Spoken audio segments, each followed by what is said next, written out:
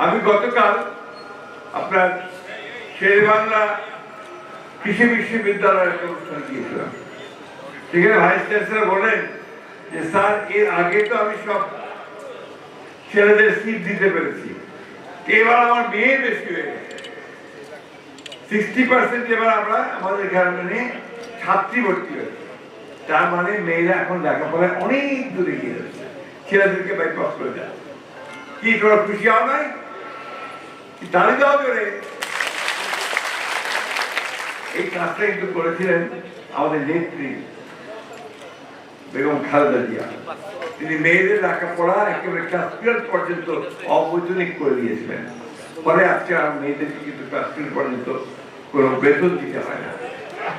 এবার আমাদের যেমন তারেক রহমান সাহেব বলেছেন যে বিএ পাস অর্থাৎ গ্র্যাজুয়েশন, বিএ পাস করে গ্র্যাজুয়েশন পর্যন্ত মেয়েদের কোনো ফি দিতে হবে না, টিউশন দিতে হবে না, অর্থাৎ তাদের লেখাপড়া গ্রহণ করতে হবে। যাই হোক, আমি আমার সাবজেক্টে ফিরে আসি। আজকে এখানে যে অনুষ্ঠানটি হচ্ছে, অনুষ্ঠানটি মূলত এই যে আপনার মেলা একটা হচ্ছে, মেলাটাকে কেন্দ্র করে এই মেলাটা করেছে এই বিআরটিপি রেজিস্টার্ড যারা সমিতি, যারা মহিলা আছে পুরুষ আছে, এগুলোর একটা সমিতি আছে, তারা তাদের নিজেদের উদ্যোগে কিছু প্রশিক্ষণ নিয়েছে। তাদের হস্তশিল্প করে, হাতের কাজ করে, বেতের কাজ করে, মাটির কাজ করে, সেলাইয়ের কাজ করে, স্বনির্ভর চাই, নিজের পায়ে নিজে দাঁড়াতে। এই কনসেপ্টটা ছিল আমাদের শহীদ প্রেসিডেন্ট জিয়াউর রহমানের। তিনি চেয়েছিলেন যে আমাদের গ্রামের মানুষেরা নিজের পায়ে নিজে দাঁড়াবে, স্বনির্ভর হবে, নিজের কাজটা তারা নিজেরাই করতে পারবে, আয়টা তারা নিজেরা করতে পারবে। সেই জন্য এই তিনি এটাকে, যদিও 74 সালে এটা প্রতিষ্ঠা, কিন্তু এটাকে আগে নিয়ে যাওয়ার চেষ্টা করেছিলেন আমাদের শহীদ প্রেসিডেন্ট জিয়াউর রহমান। আমাদের শিক্ষিত বেকার যুবকের সংখ্যা অনেক, প্রচুর বেকার, আমাদের কাজ নেই, বিএ পাস করছে, এমএ পাস করছে, চাকরি পায় না। এই বিএ পাস করে এমএ পাসের দরকার থাকে। টেকনিক্যাল ট্রেনিং নিয়ে যদি কারিগরি শিক্ষা নেন, যদি প্লাম্বিং শিখেন, কার্পেন্ট্রি শিখেন, এইসব করলে তো আপনার বিদেশে গিয়ে অনেক টাকা আয় করতে পারে। আমাদের এদিককার লোক, রংপুর লোক আবার বিদেশে কম যায়, ঠিক না?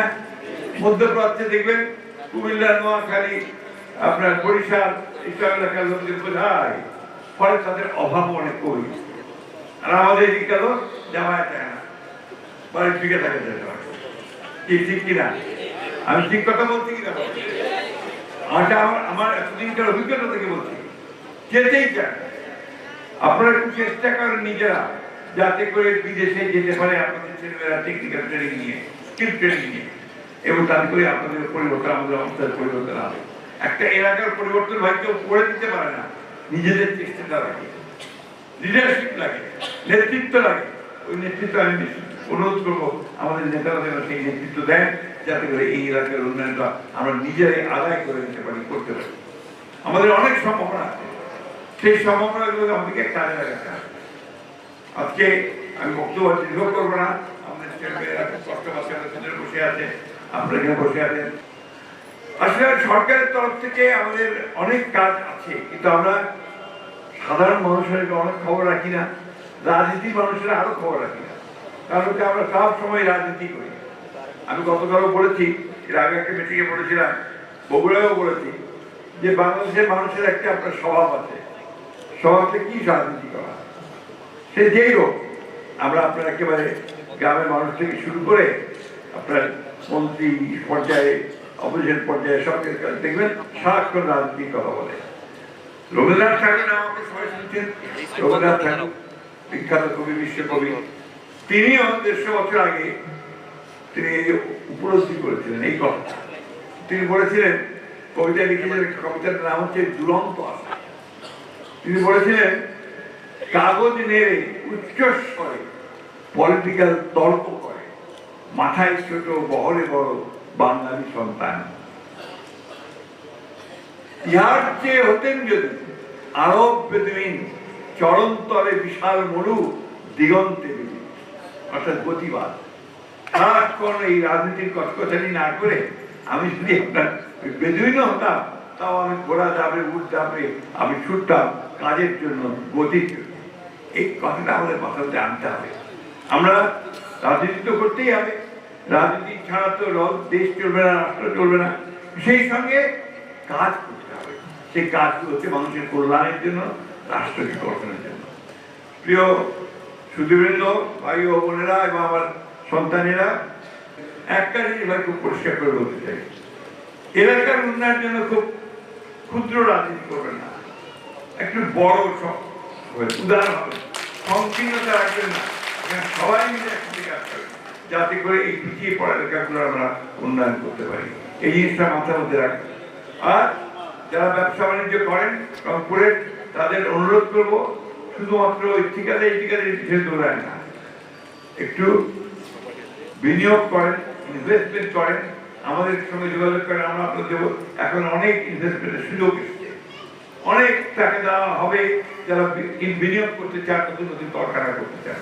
অত দূরে যাওয়ার তো আপনাদের দরকার নেই, আপনার সৈয়দপুরে যায়, সৈয়দপুরে চারদিকে কত কারখানা গড়ে উঠেছে, ঠিক না? ওখানকার মানুষের অবস্থার পরিবর্তন হচ্ছে। এই জিনিসগুলো আপনাদেরকে রংপুরে বলেন, দিনাজপুরে বলেন, ঠাকুরগাঁয়ে বলেন, পঞ্চগড়ে বলেন, এই কাজগুলো করতে হবে, নিজেদের উদ্যোগ নিয়ে বিনিয়োগ করতে হবে, উৎপাদনের কাজ করতে হবে। যাই হোক, আমি বক্তব্য দীর্ঘ করবো না, এখানে কিছু পুরস্কার দেওয়া হবে, পুরস্কার আপনারা নেবেন। সবশেষে আমি যে কথা বলতে চাই, একটা রক্তক্ষয়ী গণঅভ্যুত্থানের পরে, এটাও জুলাই মাস, আমি তাদের প্রতি শ্রদ্ধা জানাচ্ছি যারা প্রাণ দিয়েছেন, বিশেষ করে আমাদের ছাত্ররা, শ্রমিকেরা। আজকে জুলাই মাসে আমাদেরকে সুযোগ সৃষ্টি হয়েছে, একটা ফ্যাসিস্টকে সরিয়ে গণতান্ত্রিক সরকার এসছে, পার্লামেন্ট আছে, সরকারি দল আছে, বিরোধী দল আছে, সব মিলিয়ে আমাদের একদিকে রাজনৈতিক, অন্যদিকে অর্থনৈতিক অবস্থার পরিবর্তনের একটা সুযোগ আমাদের এসেছে। আমরা এই সুযোগটাকে যেন না হারাই, আমরা যেন সবাই ঐক্যবদ্ধ থেকে পৃথিবীর সব উন্নত দেশগুলোতে কিন্তু সরকারও আছে, বিরোধী দলও আছে, তর্ক করে, পার্লামেন্টে ঝগড়াঝাটি করে, সব করে, কিন্তু দেশের ক্ষতি করে। হরতাল করে দিয়ে বন্ধ করে দেয় না সবকিছু। সরকার তো আপনাদের, আপনারা নির্বাচন করেছেন, যদি ভুল করে 5 বছর পরে আবার নির্বাচন হবে, তারা চলে যাবে, নতুন সরকার আসবে, ঠিক না? এই জিনিসটাকে আমাদেরকে, গণতন্ত্রটাকে চর্চা করতে হবে। আসুন আমরা সেভাবে কাজ করি, আমার সমস্ত পিছিয়ে পড়া গোষ্ঠীগুলোকে আগে করে নেই। আরেকটা কথা আমি বলতে চাই যে আমাদের এই সমিতিগুলো যারা আজকে মেলায় অংশ নিয়েছেন, আমি বলে এসেছি যে আমরা তাদেরকে কিছু আর্থিক অনুদান দেবো, আপনারা দয়া করে ইচ্ছার তালিকা করবেন এবং সেগুলোকে প্রত্যেক থেকে আমরা আর্থিক অনুদান দেওয়ার ব্যবস্থা করবো। এবং তার বলেছে যে আমাদের ঋণ বাড়িয়ে আমি জিজ্ঞাসা করবো যে আপনি কিভাবে বাড়াতে পারি, আমরা সে ব্যবস্থা করার চেষ্টা করবো। আমার শেষ অনুরোধ, ওই সেই নুরুল দিনের সারা জীবনের মতো বলতে চাই, জাগো বাহে, সে বলতে চাই জাগো বাহে। রংপুরে মানুষ জেগে উঠছেন, জেগে উঠতে হবে, না হলে কিন্তু উন্নয়ন হবে না। অনেক ধন্যবাদ। মসজিদের ইমাম, মুয়াজ্জিম, মন্দিরের পুরোহিত, গির্জার পাদ্রী, তারা কোনোদিন বেতন পেত না, ভাতা পেত না, ওই সকল দানের উপরে তাদেরকে করতে হয়, তাই না? আমাদের তারেক রহমান সাহেব এটা শুরু করেছেন, সকলকে ভাতা দেওয়া, তাই ভাতা দেওয়া শুরু করেছেন। এই যে বিষয়গুলো হচ্ছে সাধারণ মানুষের কাছে যাওয়ার বিষয়, সাধারণ মানুষকে কল্যাণের জন্য। আমাদের রাজনীতি, বাংলাদেশের রাজনীতি হওয়া উচিত সবসময় সাধারণ মানুষের কল্যাণ হয়, সেই কাজটা তিনি শুরু করেছেন। এখন রংপুর তো আমাদের কৃষি প্রধান দেশ, আগে তামাক করতে, আপনারা এখন তামাকের অনেক বাধা নিচ্ছেন, তাই না? তামাক টাকা পান না সেইভাবে। আর ধান টান অন্যান্য, এখন ভুট্টা হয় চারদিক থেকে, তাই না? ভুট্টা হয়, আলু হয়, আলুর তো আপনার দামে না, 10 টাকা এবার শেষ হয়ে গেছে, তাই না? খুব ভালো লাগলো, আমি আপনার মেলার মধ্যে আমি একটা দোকান থেকে একটা স্টল দেখলাম, সেই স্টলে তারা বললো যে তারা এবার 1,38,000 টন আলু রপ্তানি। এটা ভালো আপনার জাতের আলু, এবং এটা দিয়ে আপনার চিপস তৈরি হয়, তাহলে এই আলুটাকে রপ্তানি করতে পারে। এই ভুট্টা ছাল থেকে যদি আমরা বিভিন্ন প্রোডাক্ট তৈরি করতে পারি, আমরা যদি আপনার ভালো জাতের ধান উৎপাদন করে চাল বিদেশে রপ্তানি করতে পারি, আম আপনাদের হাড়িভাঙা আম খুব নাম করা আম, সেগুলোকে প্রক্রিয়াজাত করে আপনার কোল্ড স্টোরেজে রেখে আমরা যদি বিদেশে রপ্তানি করতে পারি, তাহলে আমাদের কৃষকেরা অনেক বেশি এখানে উপকৃত হবে। অর্থাৎ উনি ইতিমধ্যে প্রোগ্রাম নিয়েছেন যে রংপুর রাজশাহী এই বিভাগগুলোকে তিনি এগ্রিকালচার হাব কৃষি কেন্দ্র করতে চান এবং এখানে তিনি সমস্ত বড় বড় সঙ্গে সঙ্গে মাঝারি বা ছোট যারা বিনিয়োগকারী যারা ইনভেস্ট করবে তাদেরকে নিয়ে এসে তিনি কৃষিজাত পণ্য বিক্রয়ের ব্যবস্থা করতে চান। আমাদের সমস্যাটা কি, আমাদের অনেক সবজি হয়, ফসল হয়, কিন্তু আমরা ঢাকার বাজারটা পাই না, দাম পাই না, তাই না? বাজারজাতকরণ যেটাকে আমরা মার্কেটিং করি, এই মার্কেটিং থেকে আমাদেরকে ভালো করে করতে হবে, এই বিষয়গুলো আমাদেরকে করতে হবে। এই যে আমাদের মা বোনেরা আমি দেখলাম আপনার স্টলের মধ্যে মেলার মধ্যে তারা খুব সুন্দর আপনার হাতের কাজ করে বিভিন্ন রকম সবজি কার্পেট, আপনার কাঁথার বেডশিট, বেড কাভার এবং বিভিন্ন রকম ফার্নিচার তৈরি করতেছে এই হাতের কাজ দিয়ে। এগুলো প্রচুর দাম বিদেশে, যদি আমরা রপ্তানি করতে পারি, কাজ করে দিতে পারি, তাহলে অনেক দাম নিয়ে আসতে পারবে।